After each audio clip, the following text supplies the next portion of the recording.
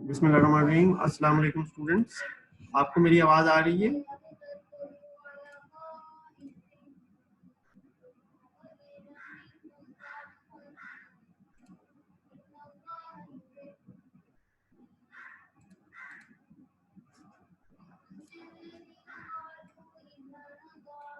जी फातिमा, आपको मेरी आवाज़ आ रही है?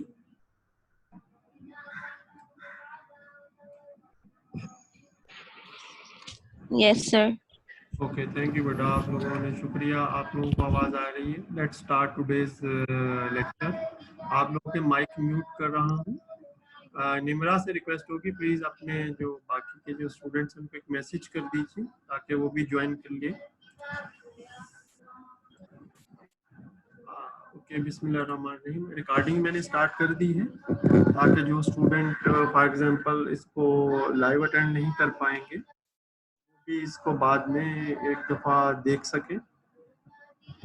आज के सेशन में हमने कुछ कंडीशनल स्ट्रक्चर्स को रिव्यू करना है सी लैंग्वेज के अंदर, और साथ साथ हमने आज जो है वो आपका जो सैम्पल पेपर है, क्विज और असाइनमेंट्स हमने कुछ शेयर किए आपके लिए, उनके बारे में डिस्कस करेंगे। तो स्टार्ट करते हैं कंडीशनल स्ट्रक्चर से। अगर किसी के जहन में कोई सवाल हो तो वो काइंडली चैट पे टाइप कर दे या फिर थोड़ा इंटरप्ट करके पूछ ले। कंडीशनल स्ट्रक्चर्स के बारे में हम जानते हैं। तो सबसे पहले हम बात करेंगे इफ स्टेटमेंट की सी लैंग्वेज में। इफ स्टेटमेंट हम किसी प्रोग्राम में पहले यूज कर चुके हैं, आज इसका स्ट्रक्चर देखते हैं और इसका सिंटैक्स जो है वो समझते हैं। पहले इसका जो है वो स्ट्रक्चर देख लेते हैं, यानी उसका फ्लो जो डायग्राम है फ्लो चार्ट की फॉर्म में। तो सबसे पहले जो है जब कंट्रोल जो है उसको इफ स्टेटमेंट नजर आएगी और वो उसको एग्जीक्यूट करने जाएगा, तो ये एक कंडीशन स्टेटमेंट है। इसको डायमंड साइन से रिप्रेजेंट करेंगे और इसका आंसर जो है जब इसको इवेलुएट किया जाएगा तो इसका आंसर ट्रू या फॉल्स में आएगा। तो यहाँ से ब्रांचिंग होगी। अगर ट्रू करेंगे यानी उसका आंसर अगर ट्रू हो, कंडीशन जो है वो ट्रू हो जाए, तो फिर ये वाली ब्रांच एग्जीक्यूट होगी, इसमें स्टेटमेंट लिखी होगी। और अगर फॉल्स हो तो फिर ये ब्रांच एग्जीक्यूट नहीं होगी, फिर ये आगे यानी नेक्स्ट जो स्टेटमेंट है उस पर चला जाएगा। अब हम इसको सिंटैक्स को देख लेते हैं। सिंटैक्स का मतलब ये है कि इसका जनरल फॉर्मेट क्या है इस इंस्ट्रक्शन का। तो सी में हर लाइन प्रोग्राम की एक इंस्ट्रक्शन कहलाती है या स्टेटमेंट कहलाती है। सो इफ के बाद ये कीवर्ड है, कीवर्ड के बाद आगे कंडीशन आएगी और कंडीशन ट्रू या फॉल्स हो सकती है। जैसे अगर कोई नंबर है n इज इक्वल टू 10, तो अगर पहले चेक किया जाएगा कि क्या n 10 के इक्वल है। अगर 10 के इक्वल है तो कंडीशन ट्रू हो जाएगी और स्टेटमेंट एग्जीक्यूट हो जाएगी। अदरवाइज ये स्टेटमेंट एग्जीक्यूट नहीं होगी। अगर ये कंडीशन ट्रू नहीं होगी, फॉल्स होगी, तो फिर ये स्टेटमेंट एग्जीक्यूट नहीं होगी। इसको हम एक छोटे से प्रोग्राम की मदद से समझते हैं। पहले प्रोग्राम का मकसद देख लें कि पर्पस क्या है प्रोग्राम का। Using if statement to print the absolute value of a number. हम जानते हैं कि absolute value of a number क्या होती है, उसका पॉजिटिव वैल्यू होती है। अगर 2 लिखेंगे, जैसे 25 लिखेंगे तो 25 भी इसका एब्सोल्यूट वैल्यू है। -17 लिखेंगे तो इसकी एब्सोल्यूट वैल्यू 17 है, यानी पॉजिटिव नंबर। तो सबसे पहले जो है वो वेरिएबल को डिक्लेयर किया गया है। इंटीजर नंबर के नाम से एक वेरिएबल डिक्लेयर कर लिया गया है। फिर यूजर से इनपुट ली गई है कि एंटर एन इंटीजर। यूजर जो वैल्यू एंटर करेगा उसको एक नंबर यानी जो वेरिएबल डिक्लेयर किया हुआ उसमें सेव कर लेंगे। और उसके बाद फाइंडिंग द एब्सोल्यूट वैल्यू, पहले चेक करेंगे कि क्या नंबर 0 से कम है। ज़ाहिर है नंबर 0 से कम होगा तो उसी सूरत में उसका साइन चेंज करना है। अगर 0 से कम नहीं होगा तो फिर तो हम उसको एज इट इज प्रिंट कर सकते हैं। So if number is less than 0 then number is equal to minus number, यानी उसका साइन चेंज कर दो, जैसा कि -17 के केस में हुआ। और तो ये एक छोटा सा इफ स्टेटमेंट का स्ट्रक्चर है। अगर आप देखें तो इफ के बाद कंडीशन है नंबर इज लेस देन 0, और जीरो का हमें पता है कि उसका प्लस या माइनस नहीं लिखते उसके साथ। तो उसके बाद ये ब्रैकेट्स हैं जो बता रही हैं कि अब यहाँ पे एक छोटा सा कोड ब्लॉक होगा। इस कोड ब्लॉक में एक ही स्टेटमेंट लिखी हुई है इंटरनली, एक से ज़्यादा भी हो सकती हैं, लेकिन ये जो एग्जाम्पल है इसमें एक ही स्टेटमेंट की ज़रूरत है। और लास्ट सेक्शन में इसको प्रिंट कर दिया गया है। कंसोल आउट यानी जो मॉनिटर है उसके ऊपर डिस्प्ले कर दीजिए।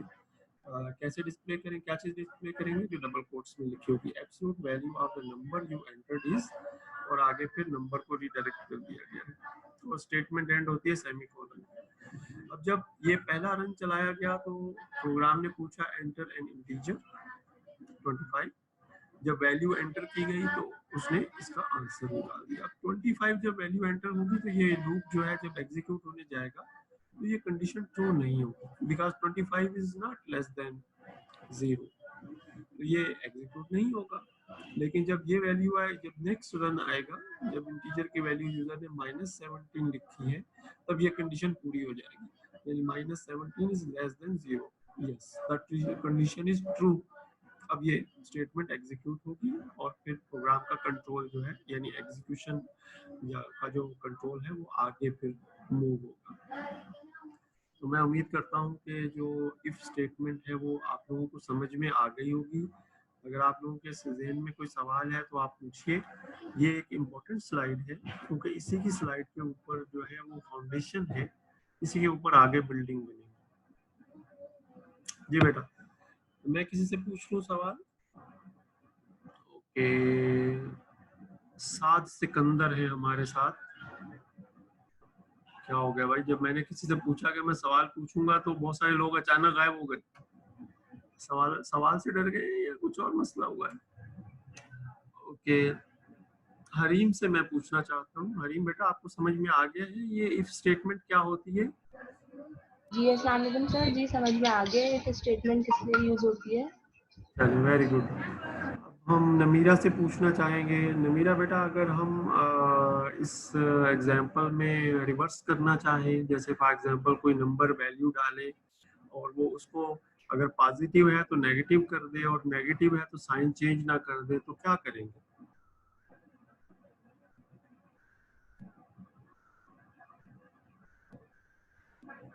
आपकी आवाज नहीं आ रही हमें। आप जरा माइक की सेटिंग चेक कर सकते हैं? नमीरा, आपकी आवाज हमारे तक नहीं पहुंच पा रही। कोई बात नहीं, आप अपना चैट में लिख दीजिए आंसर। यानी हम ये चाह रहे हैं कि अगर जो है वो नंबर जो है वो पॉजिटिव हो तब साइन चेंज हो, तो उसका मतलब ये होगा कि कंडीशन में यहाँ जो नंबर लेस देन 0 लिखा हुआ है इसको ग्रेटर। अस्सलाम वालेकुम सर, इसमें जो है नंबर जैसे लेस देन 0 है तो हम ग्रेटर देन 0 कर देंगे आई गेस। बिल्कुल सही है, ऐसा ही करेंगे। तो नमीरा का जो जवाब है उसको मैं थोड़ा सा स्टूडेंट्स को बताना चाहूँगा। नमीरा ने ये आंसर दिया है कि अगर हम किसी नंबर को एंटर कर रहे हैं और पॉजिटिव है तो उसको नेगेटिव करना चाह रहे हैं और नेगेटिव है तो नेगेटिव ही रखना चाह रहे हैं, उसमें ये कंडीशन में नंबर लेस देन 0 की बजाय नंबर ग्रेटर देन 0 लगा देंगे। उम्मीद है कि तमाम स्टूडेंट्स जो है उनको ये चीज़ समझ में आ गई होगी। तो इस तरह छोटी छोटी जो चीज़ें हैं, जो छोटे छोटे क्वेश्चन हैं, वो हम सोच सकते हैं कि किस तरीके से इसमें, जैसे फॉर एग्जांपल एक इंटीजर इनपुट किया है तो हम एक और इंटीजर भी इनपुट करवा सकते हैं। एक वेरिएबल डिक्लेयर हुआ है तो दूसरा वेरिएबल भी डिक्लेयर कर सकते हैं। इसी तरीके से हम आगे चलते हैं। अच्छा, अब इफ कंडीशन जो है उसका आगे जो सिंटैक्स है वो थोड़ा सा एक्सपेंड करेंगे कि अगर स्टेटमेंट यानी अगर कंडीशन ट्रू हो तो क्या हो और अगर कंडीशन ट्रू ना हो तो क्या हो।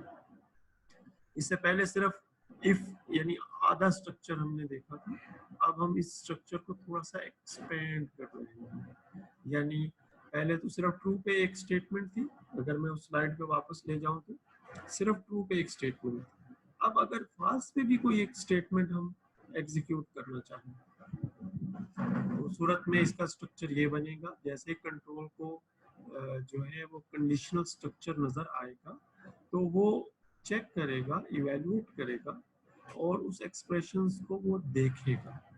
अब आप असली इन्होंने जो बुलियन एक्सप्रेशन लिखा है इसका मतलब ये है कि 0 देखेगा या 1 देखेगा, यानी कंडीशन को इवैल्यूएट करके देखेगा तो आंसर 0 है या 1 है। 1 का मतलब ट्रू है, ट्रू में फिर स्टेटमेंट 1 एग्जीक्यूट होगी, फॉल्स होने की सूरत में यानी 0 होने की सूरत में स्टेटमेंट 2 एग्जीक्यूट होगी, और फिर नेक्स्ट कंट्रोल जो है वो नेक्स्ट जो इंस्ट्रक्शन होगी या स्टेटमेंट होगी उस पर चला जाएगा। अब हम इसको मजीद जो है वो देखते हैं कि इसमें नेस्टिंग भी पॉसिबल है। नेस्टिंग का मतलब क्या है कि स्ट्रक्चर के अंदर एक और स्ट्रक्चर होगा। जैसे एक घर होता है, घर के अंदर कमरे नंबर ऑफ रूम्स होते हैं, ठीक है। तो इसी तरीके से जैसे घर के अंदर दाखिल होने का एक दरवाजा होता है, तो हर रूम के अंदर दाखिल होने का एक दरवाजा होता है। तो इसी तरीके से इफ स्टेटमेंट के अंदर जो है वो हम जो है वो इफ स्टेटमेंट को इंसर्ट कर सकते हैं। इससे हमें क्या फायदा होगा, हम जो कॉम्प्लेक्स स्टेटमेंट्स या इंस्ट्रक्शंस हैं वो बना सकते हैं। इस सूरत में क्या होगा कि जब कंट्रोल को एक कंडीशन स्ट्राइक करेगी, फिर वो एक और कंडीशन जो है उसको चेक करेगा, और उसके बाद फिर नेक्स्ट एक कंडीशन जो है उसको, और इस तरीके से ट्रू की सूरत में एक और कंडीशन होगी, फॉल्स की सूरत में एक और कंडीशन होगी। तो इसको हम देखते हैं कि कैसे प्रोग्राम में इंप्लीमेंट करेंगे। प्रोग्राम में देखिए कि find if A number is greater than, equal और लेस देन अनदर, ये एग्जांपल भी हम कर चुके हैं, लेकिन यहाँ जो एग्जांपल आ रही है उसमें हम उसका स्ट्रक्चर लॉजिक वो भी देखेंगे, और लॉजिक का जो एक और मेथड है वो सीखेंगे। देखिए इससे पहले हम फ्लो चार्ट भी सीख चुके हैं, और इसके अलावा एल्गोरिदम लिखना भी सीख चुके हैं। अब ये जो है ये फ्लो चार्ट से लिंक करता है। तो जैसे ही दो नंबर हमारे पास होंगे और ये कंडीशन चेक करेगी कि क्या नंबर 1 नंबर 2 से बड़ा है या बराबर है, और फॉल्स होने की सूरत में पता चल जाएगा कि नंबर 1 जो है वो, क्योंकि ये कंडीशन ट्रू नहीं है, तो नंबर 1 जो है वो लेस देन नंबर 2 है, ये फॉल्स की सूरत में हो। और अगर ट्रू होगा तो अब फिर दोबारा से डिसीजन है कि ये चेक करें कि क्या वो इक्वल है या ग्रेटर है। तो यहाँ उसने चेक किया कि क्या नंबर 1 ग्रेटर है, अगर ट्रू करेंगे तो नंबर 1 इज ग्रेटर, और अगर फॉल्स होगा तो फिर दोनों नंबर आपस में बराबर होंगे। तो ये जो प्रोग्राम लिखा गया है इसमें 3 चीजों के ऊपर डिसीजन होगा। पहला क्या है कि दो नंबर जो दिए गए हैं क्या उनमें से एक नंबर बड़ा है, क्या दो नंबर बराबर हैं, या एक नंबर जिसको एवेल्यूएट किया जा रहा है वो छोटा है। तो इसको करने का तरीका क्या है, सबसे पहले एक कंडीशन में चेक कर लिया कि नंबर 1 क्या ग्रेटर देन और इक्वल टू नंबर 2 है, और उसको अगर फॉल्स है तो पता चल गया कि नंबर 1 लेस देन है, तो लेस देन का हो गया। फिर इसके बाद चेक किया कि क्या इक्वल है या ग्रेटर है, उसके लिए ये कंडीशन चेक की गई। अच्छा, आप अपना प्रोग्राम बनाएंगे, आपकी लॉजिक थोड़ी इससे डिफरेंट हो सकती है, लेकिन जो आंसर होंगे वो मैच कर रहे होंगे। अब इसको हम कोड ब्लॉक की सूरत में देख लेते हैं कि ये कोड ब्लॉक में कैसे लिखा जाएगा, यानी पूरा प्रोग्राम हम नहीं देख रहे, सिर्फ इफ स्टेटमेंट का पार्ट देख रहे हैं। तो पहले तो हमें हेडर देखना, find if A number is greater than, equal और लेस देन अनदर। सेम है decision using nested if else statement. Nested का मतलब है कि इफ स्टेटमेंट के अंदर एक और if statement. So if number 1 is greater then और इक्वल टू नंबर 2, तो फिर ये वाला जो ब्लॉक है जो यहाँ से इफ के फौरन बाद से स्टार्ट हो रहा है और यहाँ एल्स से पहले खत्म हो रहा है, यहाँ तक एग्जीक्यूशन करनी है। उसके अंदर जाएगा, फिर चेक करेगा if number 1 is greater then number 2, तो फिर प्रिंट कर देगा कि number 1 is greater then number 2, और यानी इसमें वो बाकायदा एक छोटा सा टेक्स्ट या फ्रेज की फॉर्म में लिखेगा कि number 1 is greater than, else number 1 is equal to number 2, अगर कंडीशन जो है वो प्राइमरी फॉल्स हो जाती है, यानी ग्रेटर देन वाली कंडीशन फॉल्स हो जाती है, उस वक्त हमें पता है कि इक्वल है क्योंकि ऊपर वो एक कंडीशन चेक हो चुकी है। और अगर ये कंडीशंस ट्रू ना हो उस सूरत में एल्स की कंडीशन एवेल्युएट होगी, और उसमें हमें पता है कि number 1 is less then number 2 होगा। अब जब हम इसको रन करेंगे तो पहले यूजर ने 42 ऐड किया है और दूसरा नंबर 32 ऐड किया, हमें पता है 42 बड़ा होता है, तो जब 42 इसमें आएगा, 42 इज ग्रेटर देन और इक्वल टू 32, तो ये कंडीशन ट्रू हो जाएगी। ट्रू होने की सूरत में ये वाला ब्लॉक एग्जीक्यूट होगा। अब इस ब्लॉक के अंदर जाएगा तो चेक करेगा क्या number 1 is greater then number 2, तो वो कहेगा यस, तो फिर ये लिख देगा नंबर 1 यानी 42 इज ग्रेटर देन 32। अब दूसरी कंडीशन देख लेते हैं। इफ नंबर 12 और 12 यानी इक्वल नंबर एंटर किए 12 12, अब जो पहली कंडीशन चेक करेगा तो ये ट्रू हो जाएगी। आगे जाएगा ये वाली कंडीशन चेक करेगा कि 12 इज ग्रेटर देन 12, तो ये फॉल्स हो जाएगी। इसके बाद एल्स स्टेटमेंट को एग्जीक्यूट करेगा कि 12 इज इक्वल टू 12, तो ये लिख देगा। इसके बाद नेक्स्ट अगर आप देखें तो अब यहाँ पे एक और केस है, इसमें यूजर ने जो वैल्यूज इनपुट की है वो 12 और 28 है। अब हमें पता है कि 12 जो है वो लेस देन 28 है। जब ये कंडीशन चेक करेगा तो ये फॉल्स हो जाएगी। फॉल्स होने की वजह से एल्स को एग्जीक्यूट करने जाएगा। एल्स को एग्जीक्यूट करेगा तो उसमें लिखा हुआ है कि 12 या number 1 is less then number 2 जो कि 28, तो इस तरीके से ये आउटपुट देगा।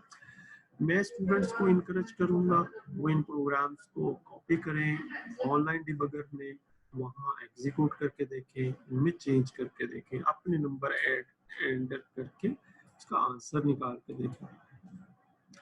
इसके बाद एक कॉम्पैक्ट रिप्रेजेंटेशन है इफ की, अगर आप देखें तो इसमें थोड़ी मजीद एक्सटेंशन है। If condition 1 then execute the statement 1 else if, और दूसरी कंडीशन चेक करो और स्टेटमेंट 2 को एग्जीक्यूट करो, तीसरी कंडीशन को चेक करो और तीसरी एग्जीक्यूट करो, चौथी कंडीशन को चेक करो फिर एग्जीक्यूट करो, और अगर इन चारों में से कोई कंडीशन ना पाई जाए तो फिर पांचवी स्टेटमेंट को एग्जीक्यूट करो। ये रिप्रेजेंटेशन जो है अगर आप देखें तो इसमें एक तरफ जो है वो इफ के जो यानी जो कंडीशंस हैं उनकी मूवमेंट स्टार्ट होती है। आमतौर पे जैसा ग्रेड की सूरत में होता है कि ग्रेड की कैलकुलेशन जो है वो नंबर्स के ऊपर डिपेंड करती है कि अगर नंबर की ये रेंज हो तो ग्रेड ए होगा, नंबर की ये रेंज हो तो ग्रेड बी होगा, अगर ये रेंज हो तो नंबर की बी प्लस। तो इस तरीके से इसमें हम देखते हैं कि कैसे जो है वो इम्प्लीमेंटेशन हुई है।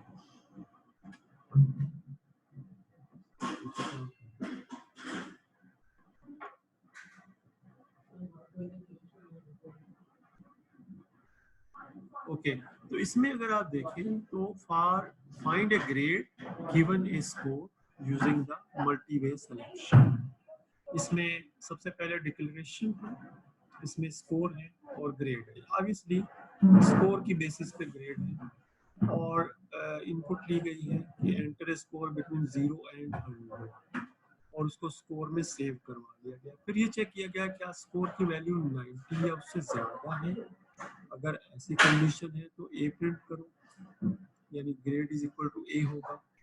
और इसी तरीके से अगर स्कोर जो है वो अगर ये कंडीशन नहीं है तो ग्रेटर देन और इक्वल टू 80 है तो ग्रेड बी, 70 है तो सी, 60 है तो बी, अदरवाइज एफ। अब इसके बाद इसकी आउटपुट होगी, आउटपुट में जो भी ग्रेड में वैल्यू आई होगी वो प्रिंट कर दी जाएगी। तो एक दफा देख लीजिए, declaration, get input, then the if statement, the compact structure of if statement, and then the output of the जो evaluation है जो if structure के अंदर हमने किया। तो जब इस प्रोग्राम को हम रन करने जाएंगे तो एंटर स्कोर बिटवीन 0 एंड 100, तो 83 जो है वो प्राइमरी यूजर ने एंटर किया। अब 83 जब यहाँ एवेल्युएट होगा, if score is greater than equal to 90, तो चूंकि 83 तो 90 या 90 के बराबर या बड़ा नहीं है तो ये वाली स्टेटमेंट फॉल्स हो जाएगी। वो आगे फिर चेक करेगा कि क्या ये 80 से बड़ी है या बराबर है वैल्यू, तो ये ट्रू हो जाएगी, तो ग्रेड जो है वो बी असाइन हो जाएगा। अब जब एक दफा ये स्टेटमेंट एग्जीक्यूट हो गई तो अब जो है वो आउटपुट पे हमें मिल जाएगा ग्रेड जो कि बी असाइन है। अब 65 जब आएगा तो हम यहाँ से देख सकते हैं कि ग्रेड बी असाइन होगा। और अगर 95 होगा तो ग्रेड असाइन होगा 8। इस तरीके से ये इफ स्टेटमेंट जो है इसको हम इस्तेमाल कर सकते हैं कंप्यूटर प्रोग्राम के अंदर। Okay, find the age eligibility to rent a car.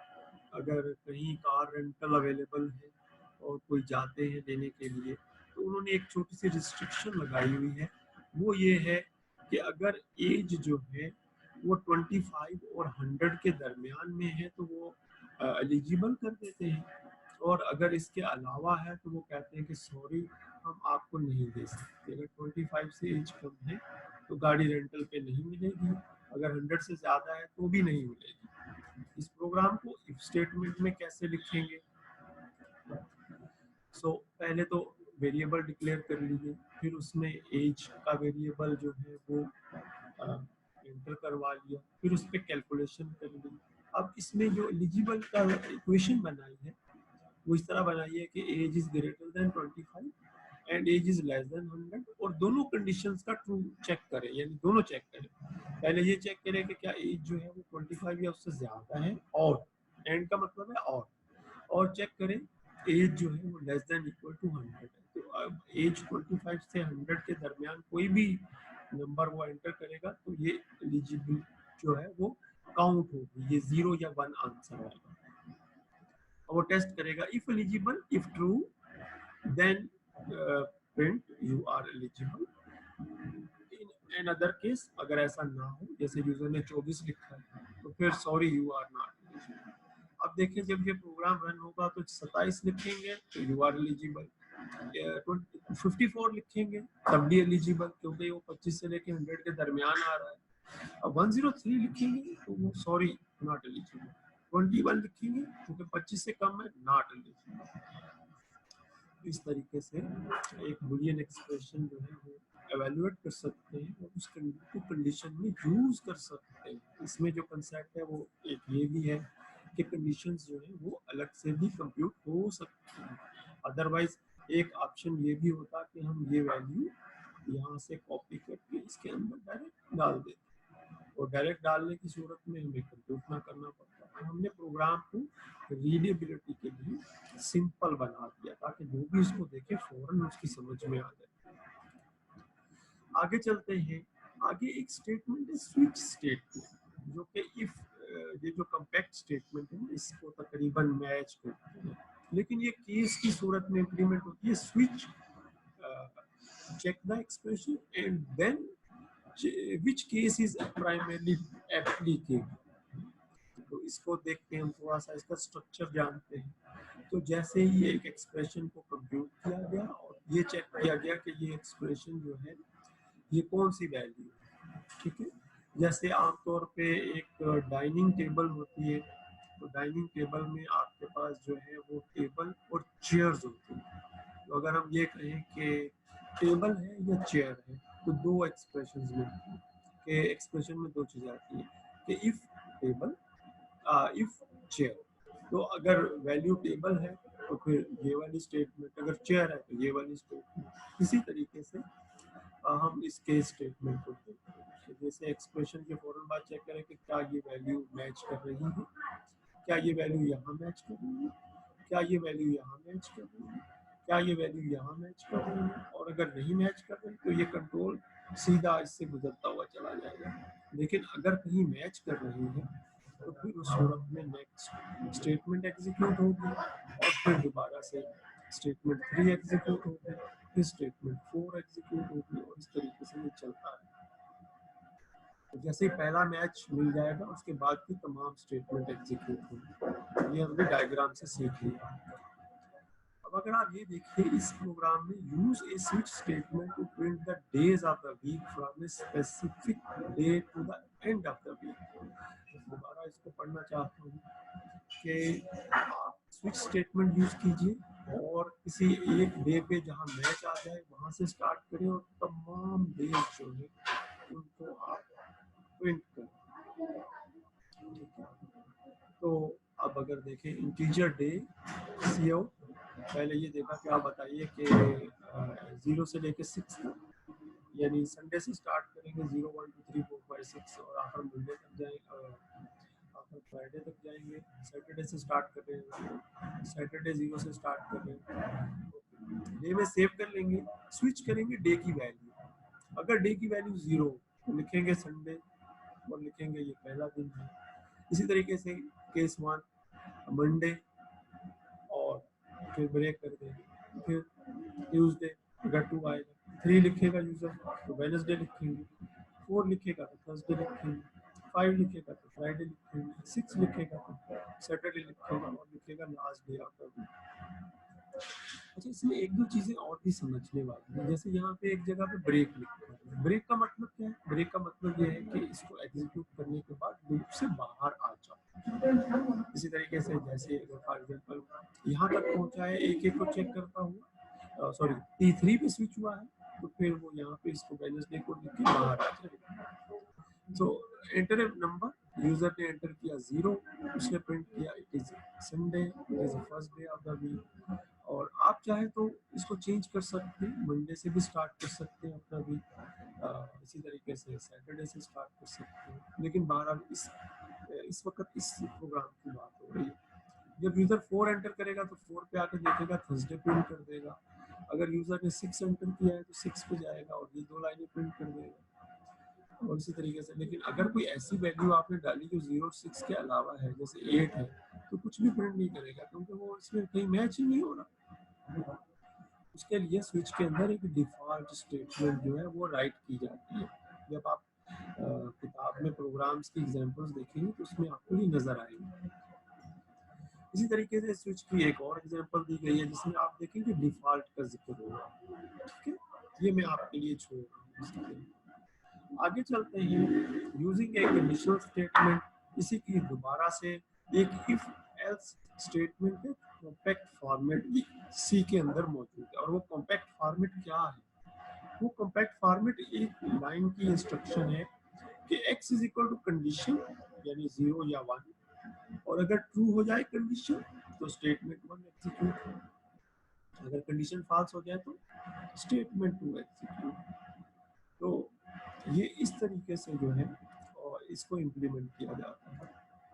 अगर आप देखें यहाँ पे हमारे पास, तो यहाँ पे ये डिसीजन यहाँ पे लिया गया है। अगर आप गौर से देखें तो यहाँ लार्ज लिखा है, लार्ज इज इक्वल टू, आगे कंडीशन लिखी है कि क्या नंबर 1 जो है वो नंबर 2 से बड़ा है या बराबर है। अगर तो ये कंडीशन ट्रू हो जाए तो नंबर 1 जो है वो लार्ज में चला जाएगा, दूसरी सूरत में नंबर 2 जो है वो लार्ज में चला जाएगा। तो इस तरीके से ये एक कॉम्पैक्ट फॉर्म है कंडीशन की, यानी एक लाइन में जो इफ एल्स कंडीशन जो है उसकी इम्प्लीमेंटेशन की गई है। आई एम श्योर कि आप लोग इसको जो है वो देख लेंगे। यहाँ अगर किसी के जहन में कोई सवाल आ रहा है तो वो पूछ सकता है। जी बेटा, आज के लेक्चर में हमने देखा कि कंडीशनल स्टेटमेंट्स जो हैं वो क्या होती हैं और कंडीशनल स्ट्रक्चर्स जो हैं वो क्या होते हैं। ये एक बहुत ही इम्पोर्टेंट जो है वो टॉपिक है, इसको समझना बहुत ज़रूरी है। और इसके अंदर जो प्रोग्राम्स हैं, अगर आप उनको किताब में से कॉपी पेस्ट करके ऑनलाइन डिबगर पे रन करें तो ये बहुत अच्छा हो जाएगा। जी बेटा, आप लोगों के जहन में कोई सवाल है तो आप पूछ सकते हैं।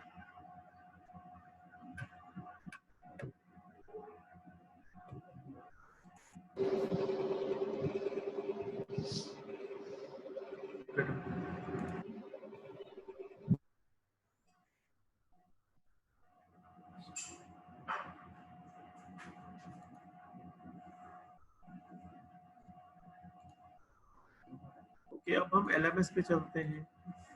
LMS में अगर हम देखें तो आपके पास जो है कुछ क्विज और असाइनमेंट हमने दे दी।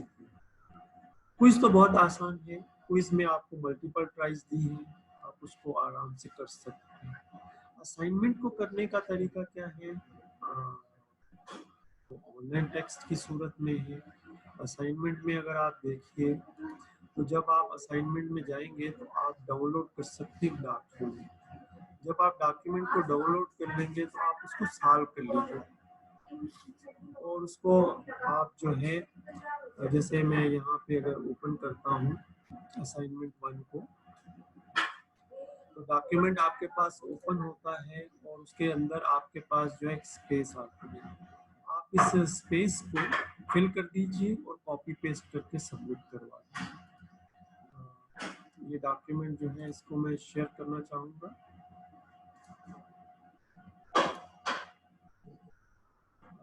असाइनमेंट 1 जब आप डाउनलोड कर लेंगे तो ये डॉक्यूमेंट आपके पास आ जाएगा, आप इसको सॉल्व कीजिए और कॉपी पेस्ट करके जमा करवा दीजिए। ये असाइनमेंट है।